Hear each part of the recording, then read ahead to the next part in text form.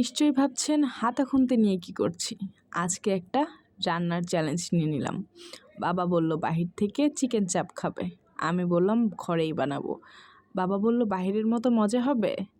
আমি একটু সোয়াগ নিয়ে বললাম দেখোই না কেমন হয়। তারপর কি রান্নার কাজে লেগে গেলাম।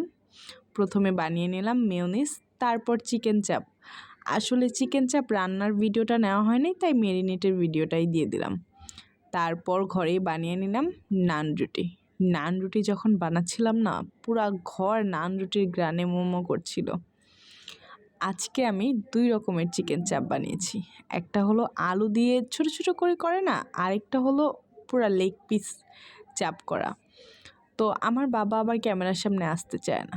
তার ধারণা ক্যামেরার সামনে আসলে নাকি নজর লাগবে, পেট ব্যথা করবে। তাই মায়ের থেকে রিভিউটা নিয়ে নিলাম। আমার মা এত অভিনয় করতে পারে, খাবার খাওয়ার আগেই বলছে অনেক মজা। পরে কি, যেহেতু বানিয়েছি আমি একটু ট্রাই করে নিই। বিশ্বাস করবেন এটা অনেক মজা, অনেক মজা। বাহিরে রান্না করা বাহিরের থেকে কেনা চিকেন চাপের চেয়ে ওইটা অনেক মজা। এরপর থেকে বাসায় বানাবো।